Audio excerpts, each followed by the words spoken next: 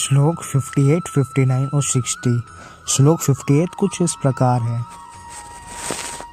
यदा संहरते चायं कुर्मोद्यर्णिनेव सर्वशः इंद्रियाणीन्द्रियार्थव्यस्यथ प्रज्ञा प्रतिष्ठिता। जिसका तात्पर्य है कि कछुआ जिस तरह से सब ओर से अपने अंगों को समेट लेता है, वैसे ही पुरुष इंद्रियों के विषय में इंद्रियों को सब प्रकार से हटा लेता है, तब उसकी बुद्धि स्थिर होती है।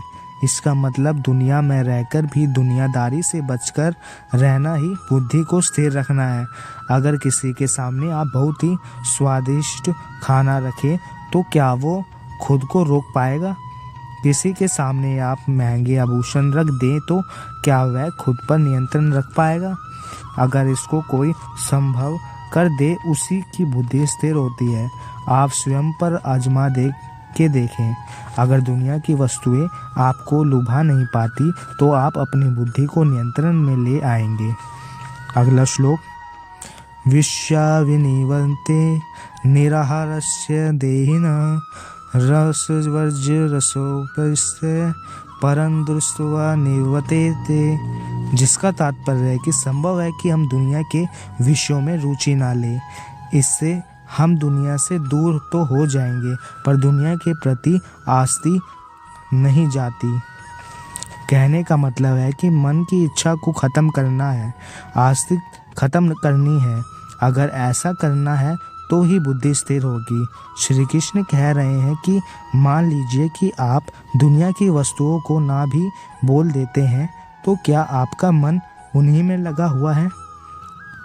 आसक्ति इच्छा खत्म करनी है, तभी तो मोह खत्म होगा, और मन के लगाव को ही मोह कहते हैं। अगला श्लोक। यततो हापि कौन्तेय पुरुषस्य विपरीश्यतः इंद्रियाणि परमार्थीनि हरन्ति प्रजम्भन मनः।